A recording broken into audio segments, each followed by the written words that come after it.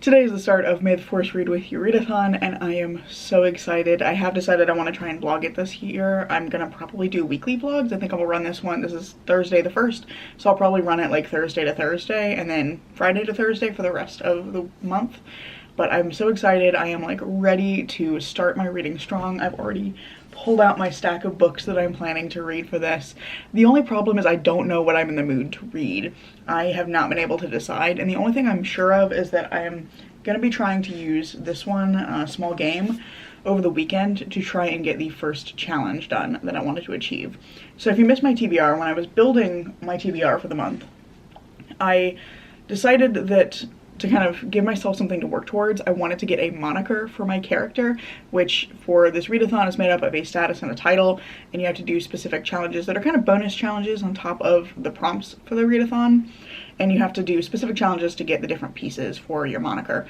So for the pieces I want to be a divine investigator. So to get divine, I need to read 250 pages in a day, and for investigator, I need to read 5 neutral prompts and 5 light side prompts. So that's what we're working towards, and I want to try and start the month off strong by getting divine very quickly. So that's why I want to try and read this in a single day, because this is a little over 250 pages, and this is the pick for my Works book club. And a bunch of people in the book club already read it and said that they read it really quickly. So I feel like it's going to be a good pick for that. And that is the only thing I'm sure of in terms of my reading plans for the month beyond, reading from this stack. I don't know what I want to start with, and I am planning to start I don't know what I want to start with, and I am planning to start the month off strong with some reading sprints tonight, so I need to figure it out. So to solve the problem for me, I decided to make a spinner wheel with all of the books except for Small Game on it, and we'll just spin it and see what it gives me, because I have no idea where to start. I'm really excited for everything in this stack. So we're just gonna spin that wheel. If it will focus, come on. Perfect, good timing. First Become Ashes. Okay, so the wheel has really said start your month with emotional damage. So I guess that's what we're gonna do. Also I have to dig that out because it's literally the bottom of the stack down here. But this works out nicely. It means I am starting my month with one of my neutral or light side prompts. I can't remember which one. I made myself a board to remember. This one is for smugglers, so I think that's one of my neutral prompts. It's one of the neutral allies that you can get. So yeah, that's what we're going to be doing. We'll start with emotional damage, and I feel like that means that the month can only go up from here, right? Like that's how that works. So I'm gonna get started on First Become Ashes later this evening. Currently it's like first thing in the morning. I've just started work, and I was just taking a minute to kick off this vlog as well because I'm so excited. And I'm also waiting for my partner's friend to get here. He's moving soon, and he's coming over to drop off a lamp that he is giving us as part of his attempt to get rid of furniture that he's not gonna be holding on to or taking with him. So kind of waiting on that, and yeah, I'm excited. I'll see y'all later when I actually start reading. It's gonna be a fun month. It almost looks like I moved today, but I swear I have. The lighting has changed, so it's a different hour now. But I wanted to check in because I just got off sprints, and I feel like they were very successul today. I've been doing productivity sprints on my Twitch channel, and I feel like today's 2 hours were good, because I managed to read about 100 pages of First Become Ashes. So starting off strong with a good chunk of progress. Before I tell you about this book though, I do want to briefly mention that we were this close to having a very different start to this readathon, because I was closing the spinner wheel app and realized that it was like this close, just like a hair away from being the Midnight Pack instead, which is like paranormal romance mystery with cryptids.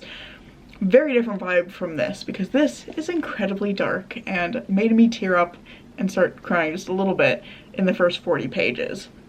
So in this book, we are following a group of characters who are from a cult, who, especially Lurk is kind of our central character, but the three of our 4 main characters are from a cult that has suddenly been dissolved when the leader is arrested by the FBI, and they're all dealing with this sudden shift in circumstances in very different ways. So our central character, as I said, is Lurk, and Lurk is very much a true believer, is totally invested in the mythology of the cult, believes in magic, believes in his role to be a crusader who's supposed to go out and like fight monsters to save humanity, and he's really struggling with this shift. But we also have two other characters, one of whom betrayed the cult and is the reason that the cult has dissolved, and has like very specific motivations, and is someone who realized the damage the cult was doing, because the cult's kind of philosophy is that power comes from pain.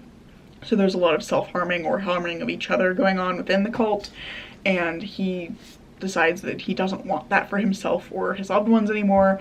And so we're seeing him dealing with like the consequences of his actions. And then we also have a character who feels very undervalued by the cult, somebody who has been basically kicked down the ladder and just wants to go anywhere, will do anything to feel like they're valued and like they're contributing to a community. So we have all of these characters who are dealing with this in a very different way. And then we also have an outsider character who is like a nerd. He's like a cosplayer who ends up meeting Lark, and he is like desperate to believe that magic of some kind exists in the world. And so he has a very different relationship to the concept of magic, which is influencing his relationship to Lark as they're interacting with each other. So it's a really interesting book so far. I would say the plot is fairly vague. We just know that Lark is trying to go on the quest that he is like grown up being told he was destined to go on, and he really was doing this to try and like save the people that he cares about from within the cult. And we're following him mostly. Beyond that, the plot is really just the relationships between these characters and kind of finding out more about why one character has sold out the cult, finding out more about Lark's relationships within it, his journey through his like childhood and his time as a teenager and into adulthood, and like how all of these events within the cult have like influenced him, but seeing that like through the eyes of another character, whereas Lark is kind of more in the present day doing this like questing thing. So that's pretty much what's going on. It's really interesting so far. It's exploring a lot of ideas around like consent and autonomy and propaganda. There's also some stuff about like grief, because the start of this book, like the first few pages, is Lark losing a loved one for the very first time and not really recognizing his emotions as grief or being able to or allowed to process those emotions. So that's a really big piece of the story. And I'm just really interested to see where all of this is going to turn up, or how all of it's going to turn out, I should say. We have characters that I feel like are going to go on a very big journey. Like they have a lot of ground to cover before any of them is able to start healing from what they've experienced. So I'm curious to see how this is going to turn out. I'm curious to see what K.M. Espera is going to do with this story. I read his first novel, Docile, and I think I was one of those people that fell on the side of liking it. It's a very like polarizing book. A lot of people feel that it comes across as torture porn, and I do agree with a lot of the criticisms I saw about it not dealing with the concept and its like discussion of slavery very well. But I did think that it was doing some interesting things with its discussion of bodily autonomy and consent. So I fell on the side of liking it, which is why I picked up First Become Ashes, but a lot of that kind of dark sadomasochistic content, consent violations, etc. is in here. There's even a warning at the start of the book. So it's similar in kind of emotional tone to Docile, and I think it's covering some similar ideas, but also some very different ones. So I'm intrigued. It's definitely not a book for everyone, and it's an interesting spot, I think, to be starting for the readathon. That said, I do really need to set this down for the night because I'm getting ready to go to bed soon, and I don't want this to be the last thing I'm thinking about, because I suspect that's going to result in some bizarre and bad dreams. So I'm going to go hang out with some friends for a little while, try to unwind for a bit, and hopefully I'll be able to make another good chunk of progress tomorrow, because I'm feeling good about how much progress I've made today. So I'm hoping that momentum keeps up, but who's to say? Who knows what's going to happen? It's almost 2 a.m. But I have a quick update because I've made it just past the halfway point of First Become Ashes. I forgot the title. I'm enjoying it for the most part so far. Like, it's interesting. It's doing some interesting things. The plot has now picked up because we are now fully on like road trip mode with these characters. We have Lark traveling with 2 outsiders and then some other people pursuing him. So we have kind of like 2 groups of people we're following. I am very torn on Calvin as a not a protagonist, but as a central character. He is, in my opinion, way too horny on Bane for a man that he has just met and who he does not seem to recognize is like deeply traumatized. Like, I don't know, I do not understand at this point what is going on with Lark, because Lark seems to be operating on different rules and experiencing things very, very differently from everyone else, including the other members of the cult. And I'm like, is Lark hallucinating? Is the magic real? I don't know what's going on. What I do know is Calvin thinks way too much about wanting to touch Lark and kiss Lark and do all of these other various things. And I'm finding it really uncomfortable because he's only just met Lark, and Lark is going through like basically the worst experience of his life, and Calvin is just obsessed with how pretty he is and how much he wants to like know about the magic. And it feels like he's not caring about Lark as a person, even though he keeps trying to like reinforce the idea that he is, that he like cares deeply about making sure Lark feels he's believed. There seems to be something about Calvin where at some point in his history he has not been believed about something really important about who he is, but I don't know, the dynamic between them is kind of uncomfortable, and I'm very torn on my opinion of it. I'm curious to see where that's going to end up going, and I think how it ends will probably determine my ultimate feelings on Calvin's role. But I'm gonna have to stop talking now because my battery is about to die. So I'm gonna go get some sleep, and hopefully I'll be able to finish this up in the next day or so. I feel like I need to start this clip by saying may the 4th be with you, because it is in fact May 4th. It's Star Wars Day, and I've been looking forward to this all week because it's also Sunday and I have plans. This was perfect since it fell on a weekend. But I think I mentioned previously that one of the challenges I need to complete for the moniker I want to get for the readathon is I need to read 250 pages in a day. So that's what we're doing today. I'm going to try and read 250 pages, and I'm reading Small Game by Blair Braverman. This is also the monthly pick for my workbook club that I'm in, so this worked out perfectly that I needed to read it anyway, and quite a few of the people in the book club have said that they've already read it and that it was a really quick read, so I thought this would be a good pick for a challenge of this kind. So we're trying to read the entirety of Small Game today. And on top of that, I also want to bake a cake because it's Star Wars Day, and I have a novelty Star Wars cake pan that I bought several years ago and I've never used it. And it's one where it's like a big round pan with like a bunch of different icons in it, so they'll make like not a little bit bigger than a cupcake, so you know, small cake but bigger than a cupcake. I don't know how to describe it exactly, but I will show you the pan later. But I want to try out that pan and see if I'm actually able to get the cakes out and not have them be like a torn up mess. I'm really curious to see if it's going to work. So we're going to be making a cake later. It's just going to be like yellow cake with chocolate frosting because that was simple, and I didn't want to make anything too complex since I was also going to be doing this today.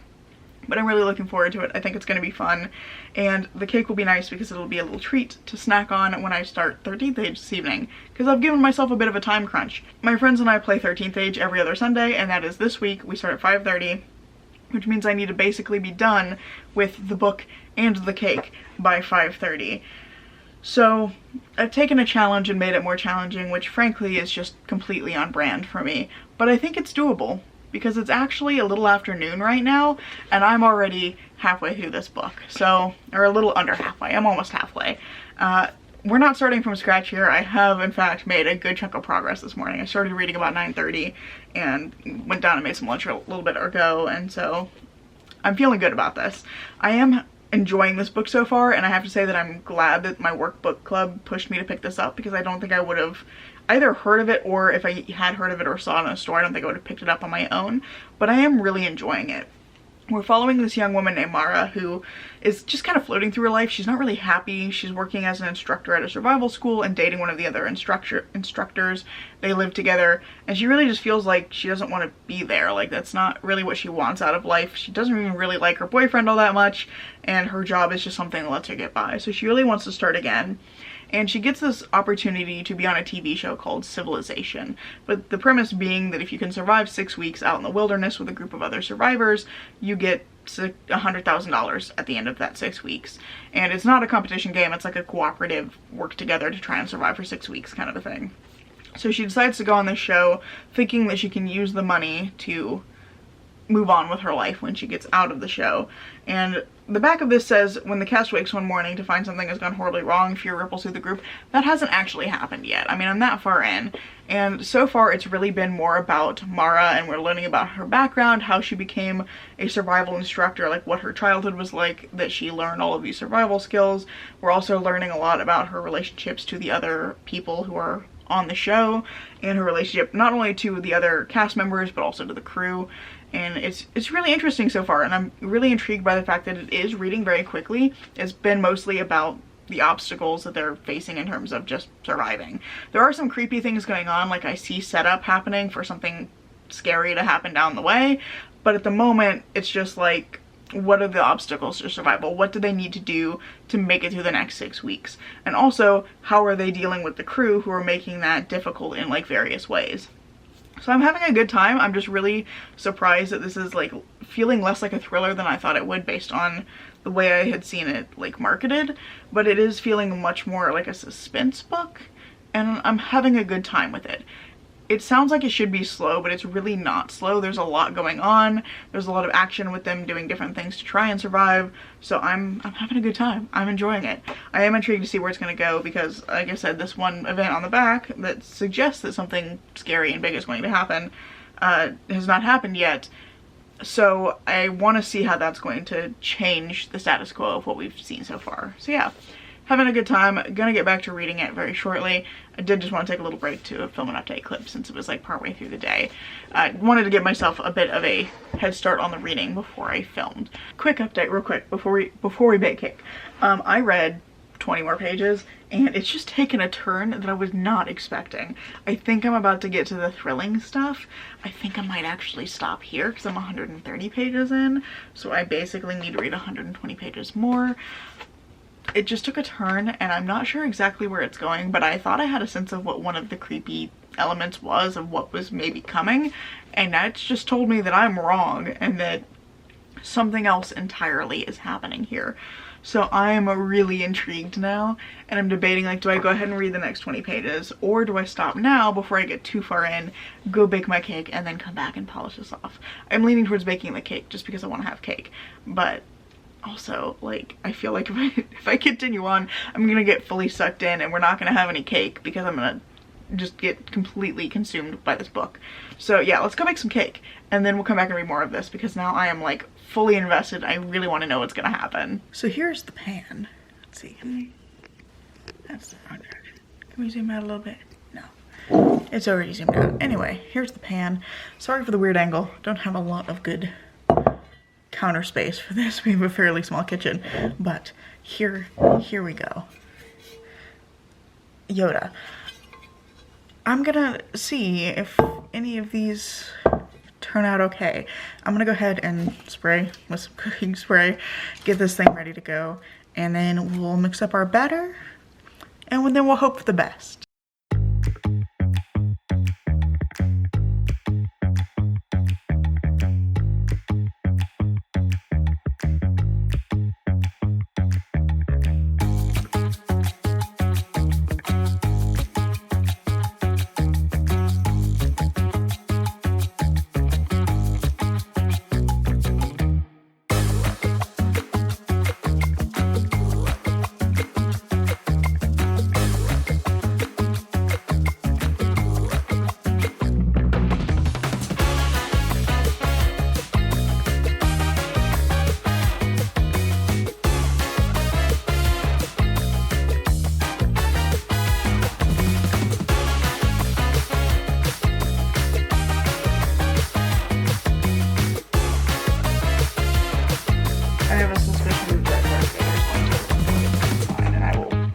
Wipe up the stove when I'm done.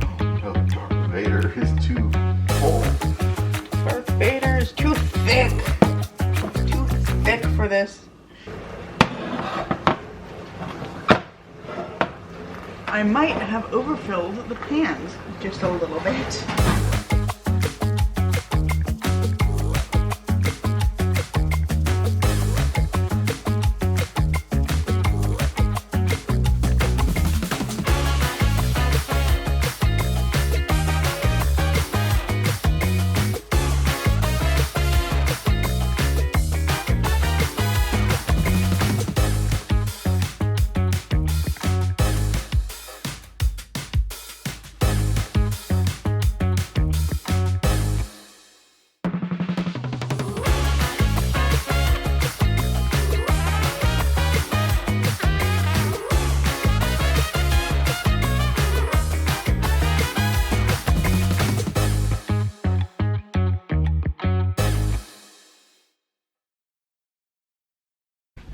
I've done it.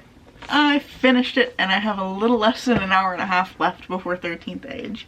I just now, like last couple of minutes, finished it and then responded to a text from my friend who wanted to know how the cake had turned out, which I think I've already inserted it, but the cake worked.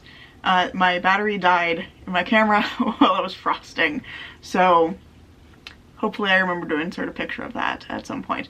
But anyway, cake worked out and I finished the book and I have time left, so this is incredible. For once, my plans have gone to plan. In terms of this book, I really enjoyed this. I'm really glad that I picked this up. It's really interesting and it didn't go any of the directions I thought. It got marketed as a thriller, but I would say it's much more literary, and there isn't a lot of like scary stuff that happens. There's not like, you know, there's not a lot of action is I guess what I'm trying to say. There's not like a ton of action scenes.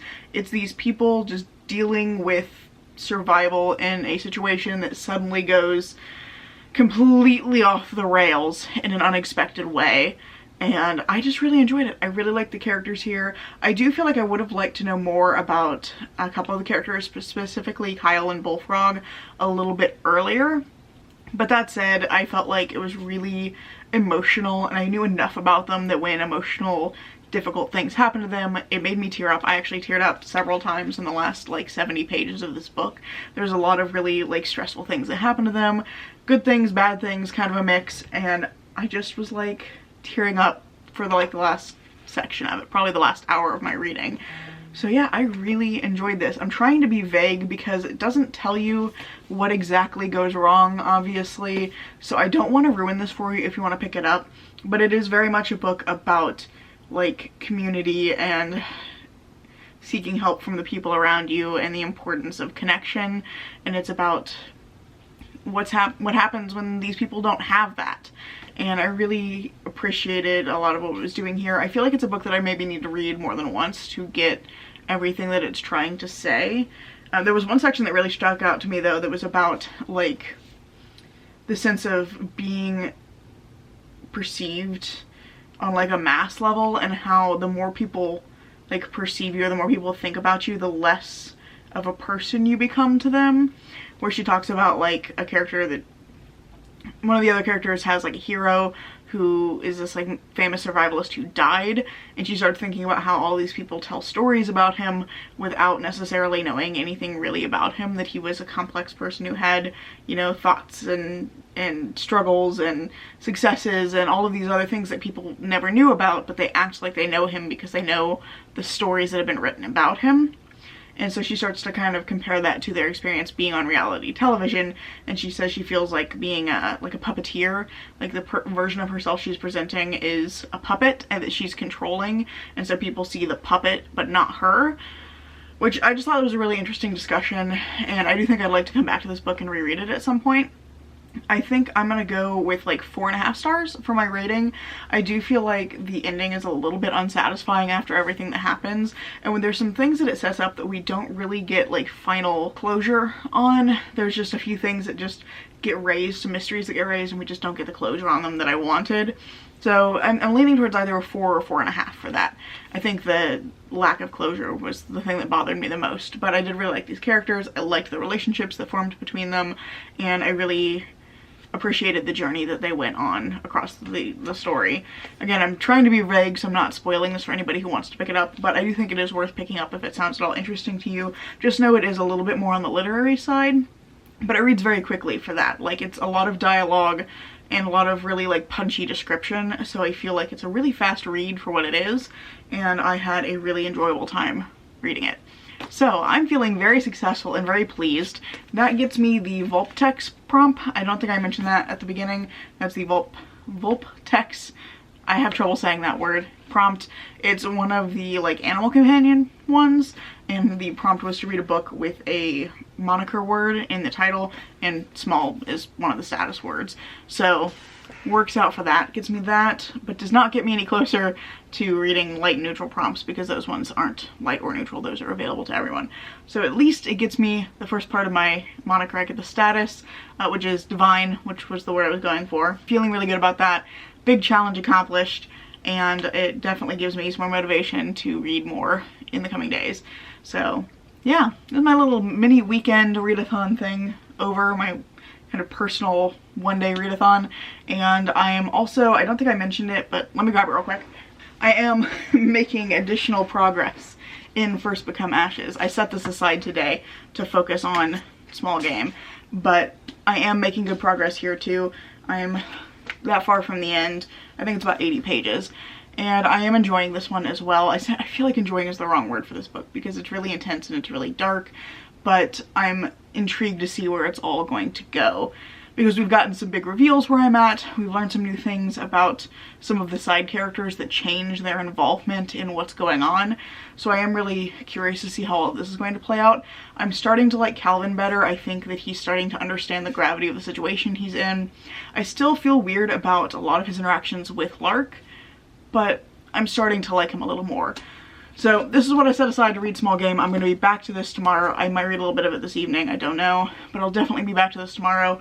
I should be able to finish it tomorrow because very little of it left, and then we'll figure out what I'm going to read next after that. So yeah, I'm going to go spend my little extra bit of time I have before 13th age with my partner, hang out for a little while, get out of this chair for a little while, and I'll check in with you guys tomorrow. Great news, I finished First Become Ashes and it's Monday. So 5 days in, I feel like I'm making really good progress. That said, I'm a little torn on this book. I think I'm gonna end up giving it 3.5 stars. The first half of this was, I think, much stronger. I think the first half is really dealing with these kind of grounded emotional tensions between the characters and looking at the ways that they are dealing with this sudden status quo change for them with the dissolution of the cult that they've been raised in and the different ways that they feel about that. But things start to fall apart for me when we get just a little shy of halfway and our fourth character, Calvin, gets introduced. I don't think I liked Calvin as a fourth character, and I think I would have liked this book better if Agent Miller had been the fourth character. She, I think, would have provided a really interesting fourth perspective as somebody who is both kind of extremely familiar with the cult through all of her research, but also an outsider who is not a part of it. I think she would have been a really interesting perspective to follow, and I think we would have gotten a lot more information and kind of resolution on the background of the cult and how things got to be the way that they were.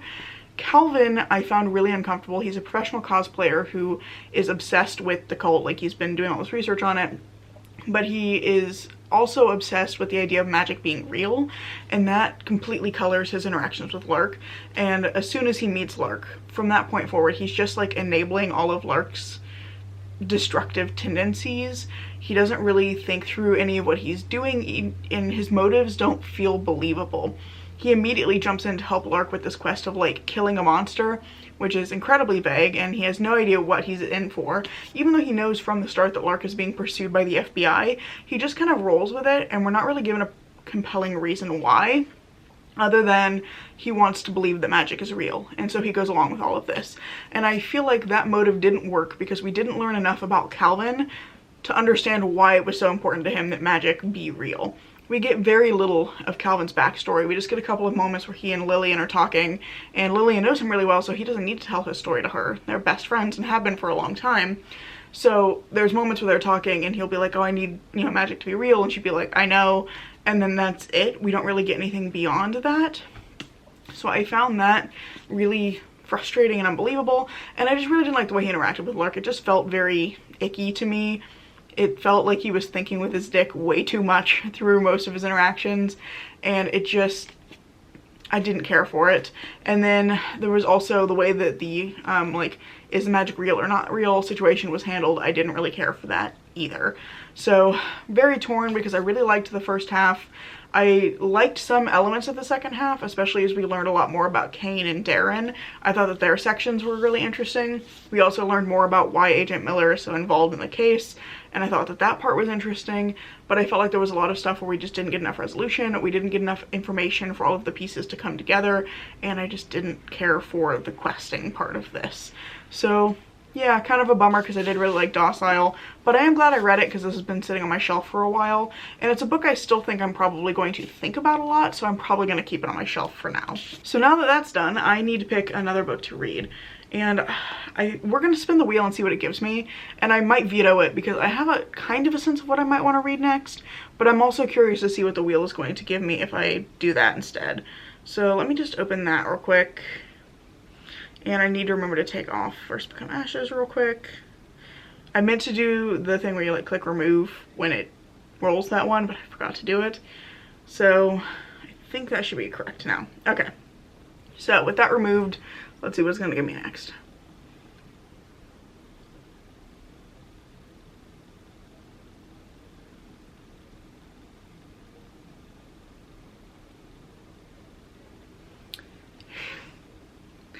Empire of the Vampire. Okay. I'm torn because I feel like after reading this, I need something a little bit lighter, and I see the logic of reading Empire of the Vampire. Actually, let me try and pull it out of here. I got this big old stack next to my desk. Let's see if I can actually get Empire of the Vampire out of the stack without dumping everything everywhere. We did it. Success. I see the logic of going ahead and starting this brick right now while we're still in the first week, while I still have a ton of time to get through it. So I see the logic. However, I also have an arc that I need to read. It doesn't have the cover yet. The cover does exist. I'll try to remember to put it in over here. But I need to read The Midnight Pack by Jasmine Kuliasha because that comes out on the 27th of this month. So I feel like I'm torn. Do I go ahead and go with this? Or do I go ahead and read The Midnight Pack? I feel like what I want to do is read The Midnight Pack. We're going to start with this, but here's the thing. I think that The Midnight Pack is going to be a very quick read. It's like paranormal romance, mystery with cryptids. And I think that sounds like it's going to be a very quick read. So we're going to start this. I'm gonna see if I'm correct. I think I'm gonna be correct. And the other thing about it is that it's one of the books I think I'm gonna read for my friend's book club, which is the like cursed book club, where I read books that we think are cursed and then I explain them to them. The reason I feel like this is going to be good for that is that looking at the pre-existing NetGalley ratings, they tend to be very torn between 1 and 5 stars, and that's a cursed book. So I'm gonna read this for their entertainment. We're gonna go this direction first. I think it's possible I could finish this very quickly, so we may still read Empire of the Vampire next, or rather start it in this video. So I'm gonna keep that spinner wheel result as our next book after this one, and I'm gonna see how far I can get in this one first. I mean, my reading, my rules, but I feel like that makes sense given that I do need to get through this before the release date. And I feel like this is going to give me more what I need right now in terms of it being later than that. Checking in real quick because I've got a few small updates for you, and the first of those is that I am a third of the way through The Midnight Pack and I'm having a great time. I went into this one kind of expecting it to be self-consciously edgy and have like a not like other girls kind of main character, primarily based on my understanding of the genre that it's pulling from, which is very much paranormal romance based on the marketing copy that I read, but this is not that.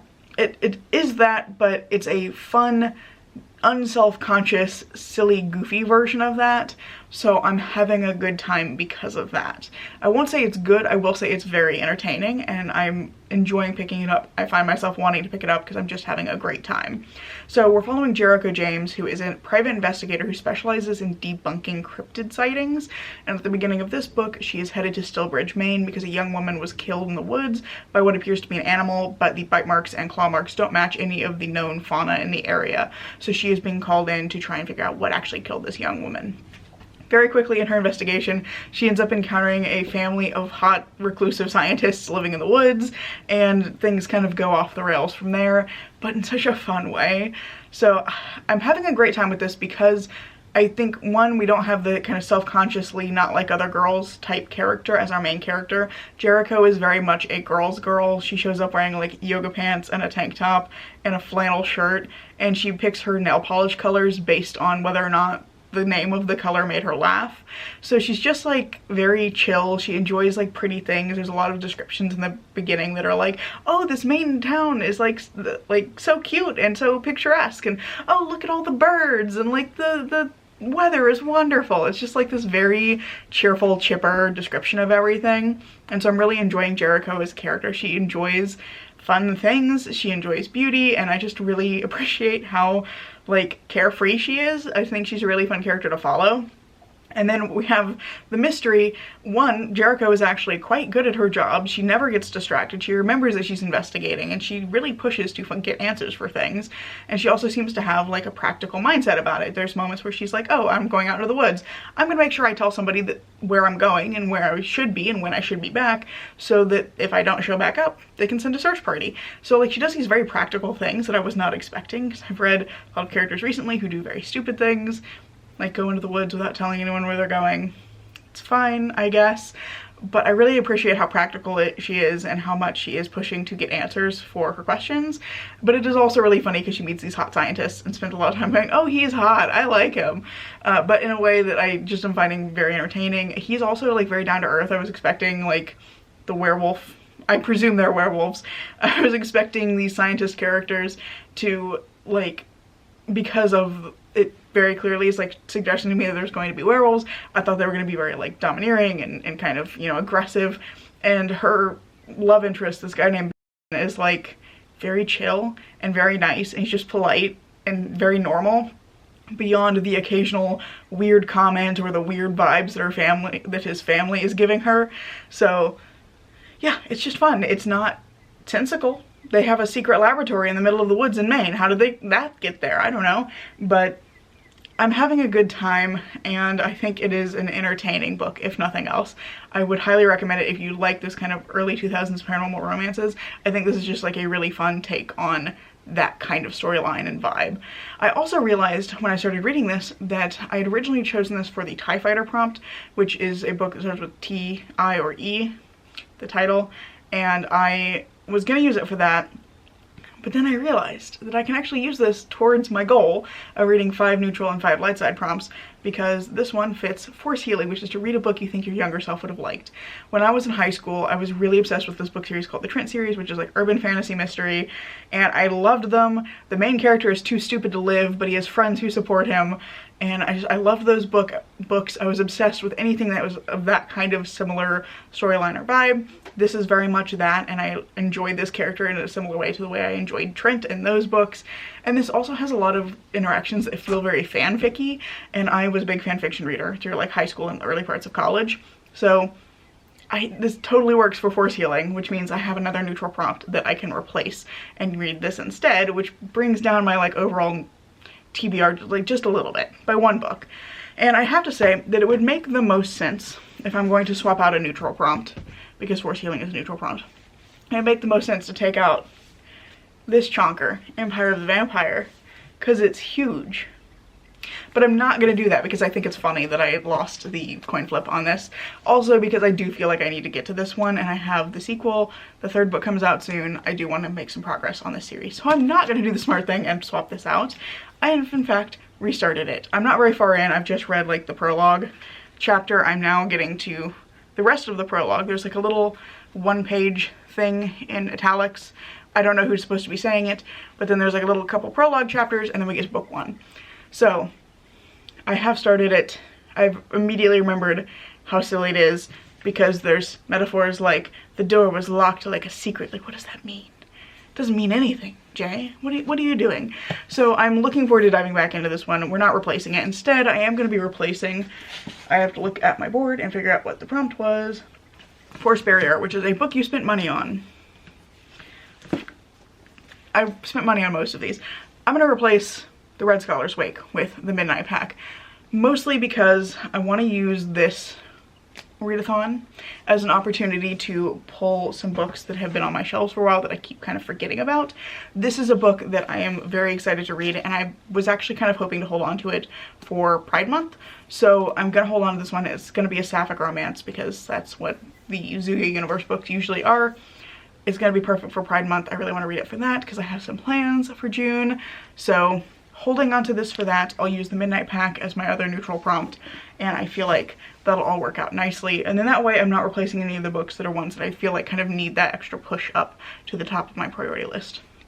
And now I know this clip has been going on for quite a while, but I have one more update for you, which is that one of my other prompts, one of the light side prompts, which was Jedi Mind Trick, a book with a close compound word in the title, I'm swapping out. I originally chose Silver Under Nightfall for this one by Rinch Pecco. This is another vampire book. We're following a half vampire, or potentially half vampire, vampire hunter who gets involved in some sort of relationship with a couple of vampires as he is trying to deal with a new variety of vampires. I don't really know much about this beyond that. I've heard a lot of mixed reviews, but the reviews that I've heard that are negative tend to dislike this book for reasons that are things that I like in a book. So I do have high hopes for this, but I've decided since I am going to be carrying over Empire of the Vampire and continuing to read it, I wanted to replace this one because I just don't know if I want 2 vampire hunter books in the same month. I think I want to break it up a little bit. And I may hang on to this one to read around spooky season instead. So I needed a new compound word title, and I've chosen Midnight at the Bright Ideas bookstore because it has 2 closed compound words in it with midnight and bookstore. So I feel like that works perfectly, and this one is on my self-destructing books list for the month, or not the month, for the year. So it helps me make some progress on that, which I haven't in a little while. Well, this went completely off the rails. It's Thursday, about 11:30, so I am wrapping up this vlog at like the last possible moment, but finished it. And also, if my skin is very red, I just got off a very fun and exciting Resi stream with friend Moth, so that's why I look like a tomato. Anyway, finished this one. I'm giving it 2.5 stars. It started out strong. The first 25% really enjoyed it. I really liked Jericho. I liked the investigation bits. I liked that there were like creepy, tense things happening. Like the family kept making these weird remarks or doing kind of strange things or putting her on edge. There was like all kinds of good stuff happening.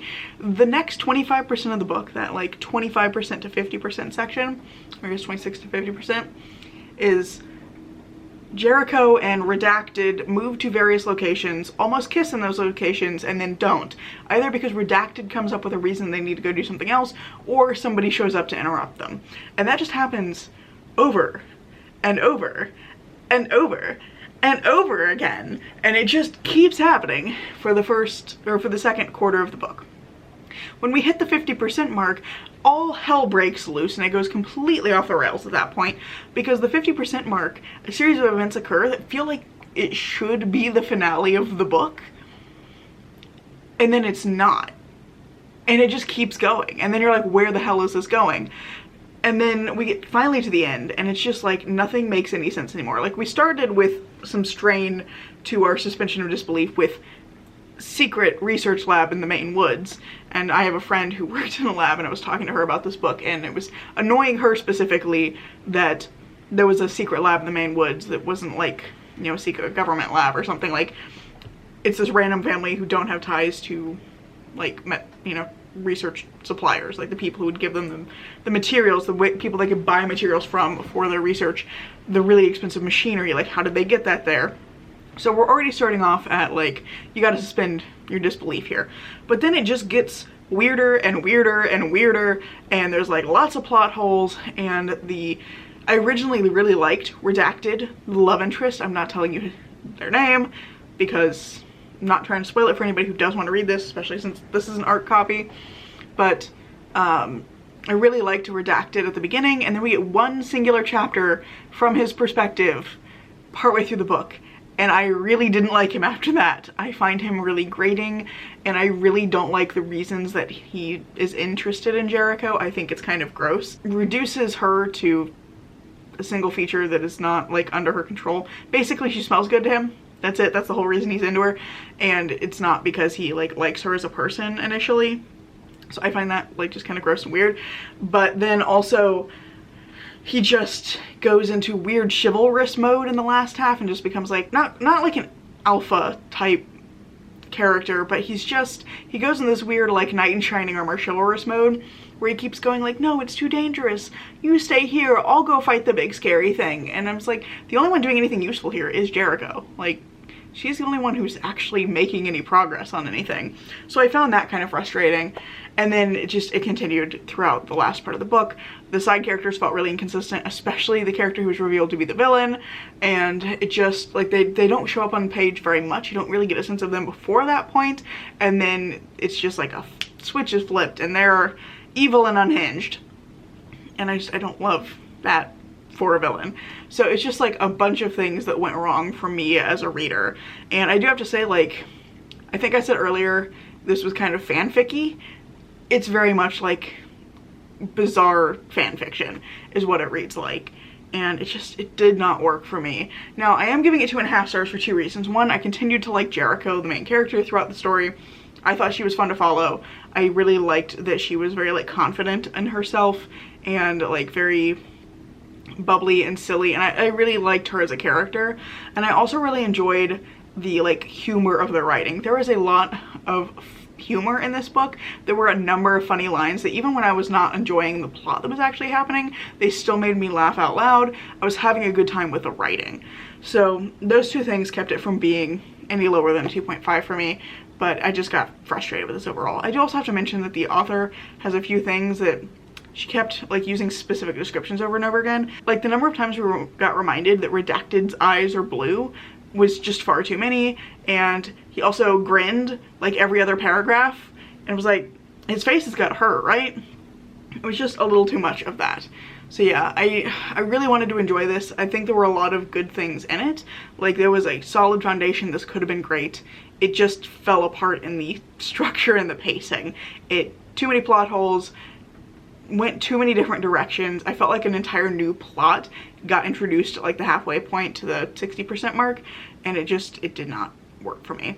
So unfortunately, 2.5 stars, but that is an arc I can mark off on my NetGalley account. I can provide that feedback and improve my ratio slightly, and it's another book off of our list. I think what you're getting here is my work to-do list. So we'll just flip this around to the more interesting and now sideways part, but we can mark off force healing over here. So I'm gonna do that, and I'm also gonna go get some sleep. We're polishing off this vlog right now so that I can start editing it tomorrow to have it up on Saturday. I feel pretty good about how this vlog has gone. To wrap up, we have read 3 books, managed to finish Small Game by Blair Braverman, which I think I gave 4 stars. First Become Ashes by K.M. Sparrow, which had been languishing on my shelves for a long time, but I finished it and I gave it 3.5 stars. And now The Midnight Pack, which is an arc, which I've given 2.5 stars. So I feel pretty good about that progress. That's about a fourth, I think. After taking one off, I have 12 books left here. So that's like a fourth of my list for the month. And we do already know our next book is going to be Empire of the Vampires, since I already have rolled for that one, or spun for that one, I should say. So we'll be starting this one tomorrow, or rather continuing this one tomorrow. This is what I'm kicking off the next vlog with. So feeling good about that progress and looking forward to making more progress next week. For now though, I need to go to bed because I have work in the morning and I need to sleep off the like dazed feeling from finishing The Midnight Pack. So I'll see you guys next week. That said, I really hope you've enjoyed this video. If you have, I hope you consider giving it a like, maybe even subscribing to see what comes next. Currently posting twice a week, and I hope to see you in the next video. Bye.